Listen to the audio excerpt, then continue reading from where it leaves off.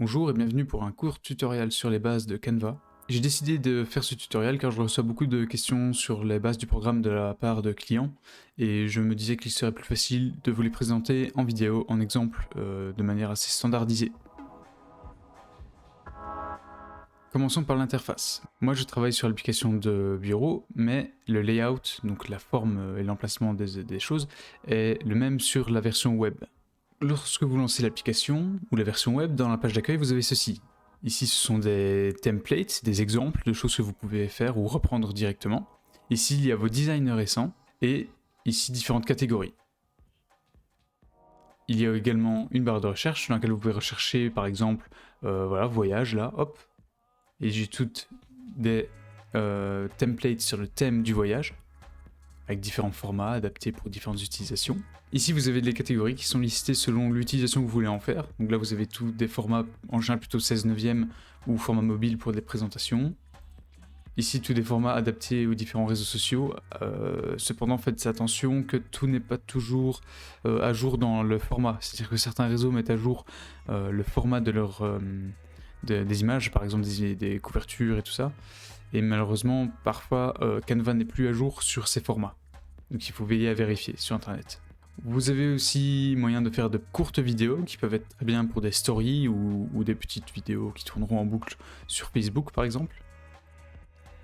Ici, cela concerne plutôt le print. Normalement, ça va travailler dans un espace de couleur adapté à l'impression et vous avez différents modèles à nouveau.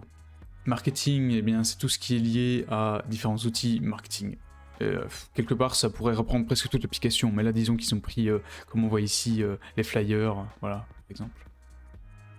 Et bureau, eh bien, ça reprend plutôt un format A4 pour des choses qu'on voudrait imprimer pour des documents internes, par exemple. Revenons sur la page principale. Ici, vous voyez que j'ai ce menu ici. S'il n'apparaît pas, c'est que vous avez certainement ceci, sur lequel vous devez cliquer, le petit menu burger, et là, vous aurez tout ça. Parce que c'est vrai que parfois, on crée des dossiers. Sauf que là, comme vous voyez, mais j'ai pas mes dossiers, mais j'ai juste un tas de tout et de rien. Ce qui n'est pas toujours très pratique. Alors ça, c'est une petite erreur de design de la part de l'application. Mais du coup, vous devez aller chercher vos dossiers ici. Voilà. Et là, bon, personnellement, je n'ai pas beaucoup de dossiers parce que j'arrive à gérer mes documents correctement sans ça. Mais dans l'idéal, si j'avais plus de publications aussi, c'est toujours mieux d'avoir des dossiers. Vous voyez. Donc là, je peux afficher tout. Donc là, il m'affiche un mélange par catégorie d'un peu tout. Ici, je n'affiche que les dossiers. Là, je n'affiche que les designs. Que des images. Et là, que des vidéos. Partager avec vous, ça c'est si vous avez quelqu'un qui travaille avec vous sur un document qu'il vous a envoyé. Et c'est là que vous le retrouverez. La poubelle fonctionne comme la corbeille de votre ordinateur, donc ça vous permet de pouvoir récupérer des images récemment supprimées. Après un certain temps, quelques jours, je crois 15 jours peut-être, il se supprime automatiquement. Les équipes, ça c'est dans le cas où vous auriez créé des différentes équipes dans lesquelles dispatcher différents membres pour différents groupes de travail. Ici, vous avez des outils d'aide à l'identité de marque pour faciliter vos créations, comme par exemple rentrer une palette de couleurs. Vous voyez que dans la version gratuite, vous êtes limité à 3 couleurs. Avec la version payante, vous avez, j'imagine, une dizaine de couleurs à ajouter. Notez que même lorsque vous éditez un document, à chaque fois qu'il y a une couronne, c'est que c'est un outil qui n'est disponible que dans la version payante. D'ailleurs, dans la version payante, vous pouvez aussi importer des polices, ce qui peut s'avérer extrêmement utile. Mais, de nouveau, pour une petite entreprise, il y a largement suffisamment de polices dans Canva pour s'en sortir. Maintenant que nous avons fait le tour de l'interface du menu de l'application, nous allons créer un document. Comme vous voyez, ici, il y a « Créer un design » ou « Dimension personnalisée ». Mais ça, dimension personnalisée, utilisez-le uniquement si vous savez quelle dimension vous allez utiliser. Moi, en général, je sais laquelle j'utilise, donc souvent je mets ça. Sinon, vous pouvez utiliser créer un design. Et là, ah oui, alors là, je n'ai pas de raccourci de mi, mais je pourrais très bien écrire publication, voilà. Et là, vous voyez que j'ai différents formats pour différentes utilisations. On va utiliser une publication Instagram. Donc ça fait un carré de 1080 pixels par 1080 pixels. Là, je suis rentré dans mon document. Notez que cette petite page ici, voilà, vous voyez, qui me permet de recréer même un autre document comme ça à la volée, n'est à ma connaissance pas disponible sur la version web. Ça n'existe que sur la version de l'application, je crois. Mais donc ici, c'est votre document ouvert, en gros. Et vous pouvez en ouvrir plusieurs, comme je vous ai montré juste avant.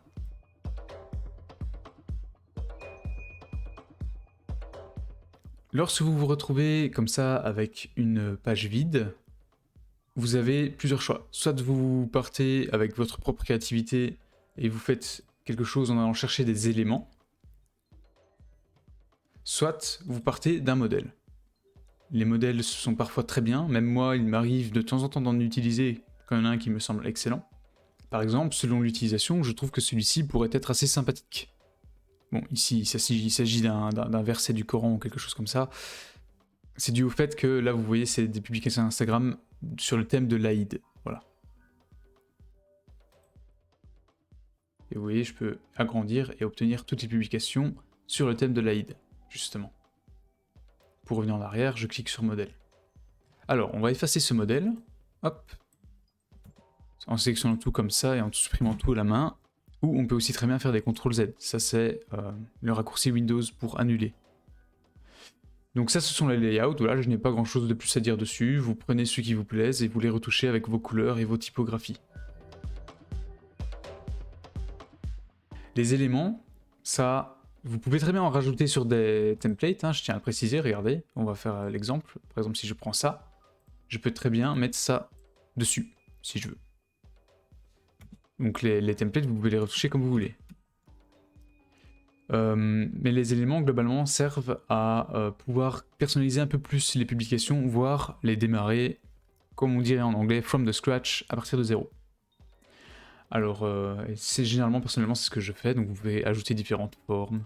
On peut trier les éléments en 4 catégories. Les éléments graphiques, dont on peut modifier la couleur de manière individuelle, pour chaque élément qui compose, pour chaque pièce, on va dire, qui compose cet élément graphique. Il y a les images, qui, elles, sont utilisées, comme vous le voyez, de manière tout à fait telle quelle. Vous ne pourrez pas modifier la couleur de ces images. C'est d'ailleurs pour ça que j'en ai pris une LED, pour bien montrer à quel point on ne peut pas les modifier. Il y a les photos et vidéos. Ici, j'ai choisi une photo qui peut venir de vous comme depuis l'application. Vous pouvez en trouver si vous descendez un petit peu ici. Vous voyez. Et il y a les cadres. Les cadres qui sont utilisés pour mettre une photo dedans. Et la photo va rentrer dans le cadre. Je vais vous montrer un exemple. Prenons une photo ici. On va prendre celle-là. Hop. Je peux la rentrer dans le cadre. Et elle prend la forme du cadre et rien d'autre. Comme vous pouvez le voir. Les cadres peuvent être intéressants car il y a des formes assez spéciales qui peuvent très bien coller à un design que vous voudriez faire, ou il y a aussi des collages.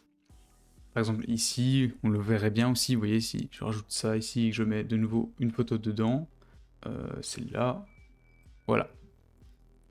Alors bien sûr, ce n'est pas quelque chose à retenir, mais c'est quelque chose d'intéressant à comprendre pour bien savoir ce qu'on utilise. Donc les graphiques, où vous pouvez changer les couleurs, les images, vous ne pouvez pas changer les couleurs, les photos et vidéos qui sont des photos et vidéos, et les cadres qui permettent de couper les photos dans une forme particulière. Et je crois que ça fonctionne avec les vidéos aussi. On va essayer. Oui, voilà. Ça peut être très sympathique pour faire des publications assez originales. Maintenant que nous avons vu les fenêtres modèles et éléments, allons voir dans la fenêtre importée qui est certainement une des plus importantes, puisque c'est ici que vous allez récupérer les images qui vous appartiennent à vous, notamment celles que je vous aurais fournies, pour les photos que j'aurais pu faire pour vous, potentiellement les vidéos, potentiellement des assets. Donc c'est ici que vous viendriez les chercher, votre logo par exemple, ici le mien. On va repartir d'une image vide. Donc ici, si je veux importer une nouvelle image, imaginons que je n'ai rien, je vais dans importer des médias, et je choisis un fichier. Par exemple, j'ai envie de récupérer ce logo, parce qu'il est bien. Et j'ai envie d'utiliser sur mes publications. J'ai passé l'image en noir en vitesse pour que ça ressorte. Voilà. Et ensuite, vous devez juste le glisser-déposer sur votre image. Si je vous ai fait des templates de réseaux sociaux, pour les utiliser, vous allez dans Importer médias. Je vais aller en rechercher en vitesse. Vous allez dans Importer médias, vous allez chercher l'image que vous voulez utiliser. Par exemple ici c'est une image que j'avais réalisée pour Au Doux Bonheur. Et de nouveau vous la prenez, vous la glissez, déposez. Alors si vous laissez sur le fond, comme vous voyez, elle va s'ajouter directement en fond. Sinon vous pouvez la mettre. Et si elle est comme ça, il suffit d'aller la mettre dans un coin et de ramener l'autre coin au coin correspondant. Et voilà. Et d'ici, vous n'avez qu'à ajouter votre texte. On parlera du texte juste après. Donc là, on a ajouté un template que j'avais réalisé. Dans les templates que je réalise, vous ne pouvez pas resélectionner les éléments. Ceci dit, selon le service, il arrive que je fournisse les éléments à part et à ce moment-là, vous pourrez totalement recréer les images vous-même ou d'autres images avec les éléments et votre logo. Votre fenêtre importée peut vite se retrouver encombrée. Comme vous voyez ici, j'ai des assets qui ne me servent à rien. Ça, évidemment, ça ne me sert à rien. Ça non plus. Ça non plus. Ça non plus. Ça non plus. Donc il peut être intéressant de les jeter. Hop. Supprimer. Ils ne sont pas supprimés de votre ordinateur, mais uniquement de Canva, ici. Donc vous pouvez à tout moment les récupérer si vous avez fait une mauvaise manipulation. Ce n'est pas un problème. L'idéal est de garder les éléments essentiels ici. Comme moi, j'ai gardé ma palette de couleurs, mon logo, des variantes de mon logo que j'utilise. Celle-ci, je ne l'utilise plus, je peux la supprimer. Ainsi que d'autres assets qui reviennent régulièrement, mais que je vais sûrement devoir modifier et donc supprimer également. L'idéal pour vous, ce serait d'avoir du coup votre palette de couleurs, d'avoir votre logo, ou les différentes variantes de logo, et tous vos templates. Comme ça, vous prenez et vous faites les choses comme vous le voulez. Si j'ai ajouté des éléments, vous pourriez aussi mettre des éléments. On ne peut pas encore créer de dossier, malheureusement. Ce serait l'idéal, qu'on puisse créer des dossiers dans cette catégorie importée. Maintenant que nous avons vu la catégorie importée, voyons voir la catégorie texte, qui est certainement la plus importante pour vous, car si je vous ai fourni des templates, c'est ce que vous allez utiliser le plus. Voyons voir par exemple ici. J'ai envie de mettre un titre. Je prends le titre et je drag and drop dedans avec ma souris. Ensuite, ici, je double-clique comme dans Microsoft Word, si vous voulez, et j'écris le titre que je souhaite indiquer. Par exemple, légumes du jour.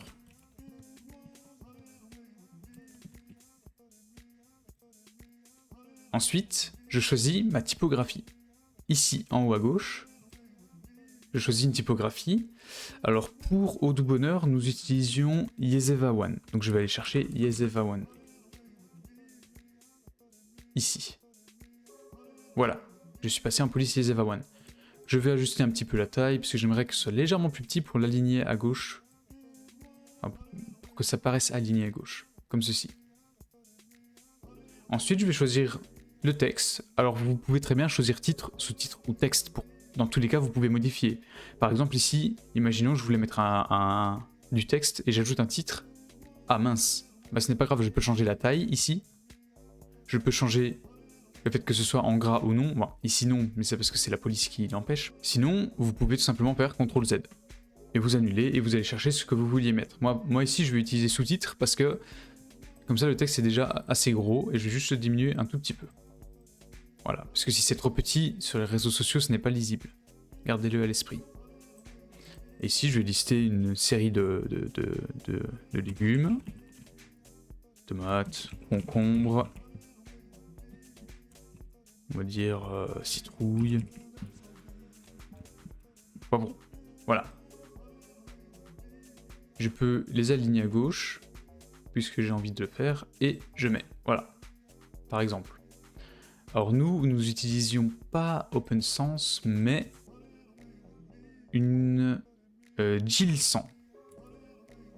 Ah, elle n'est pas ici, celle-là. Donc là, vous voyez que j'ai utilisé une police qui n'était, que je voulais utiliser une police qui n'est pas disponible dedans. Dans ce cas-ci, je vais juste chercher une autre police qui me convient. Par exemple, celle-ci me semble sympathique. Même si les lettres me semblent un petit peu serrées. Alors, ça c'est plutôt plus avancé, pour les gens qui sont plus à l'aise avec le programme. Si comme moi vous trouvez ici que les lettres sont plus serrées, pour la police que vous auriez choisie, vous pouvez venir ici, et changer l'espacement entre les lettres. Je vais l'augmenter un tout petit peu comme ceci. Vous pouvez aussi changer l'interligne. Là il me semble plutôt correct. Imaginons que vous voudriez redimensionner ce texte, mais vous ne savez pas à quelle taille exactement vous voudriez le mettre, vous pouvez aussi l'agrandir en tirant ici, comme ceci. Dans ce cas-ci, il vaudrait mieux augmenter aussi le titre, pour que la taille soit cohérente. Comme vous pouvez le voir, il y a également différentes templates de texte que vous pouvez aussi tout à fait utiliser si vous voulez juste rajouter un titre, ou par exemple ici, voilà, le Bonne Fête des Mères, qui me semble très sympathique. Je peux tout simplement le mettre comme ça. Et si les polices vous conviennent, c'est très bien. Ceci dit, si j'ai fait votre image de marque, j'ai également choisi des typographies avec vous, et je vous conseille de les utiliser pour garder une certaine cohérence dans toutes vos publications.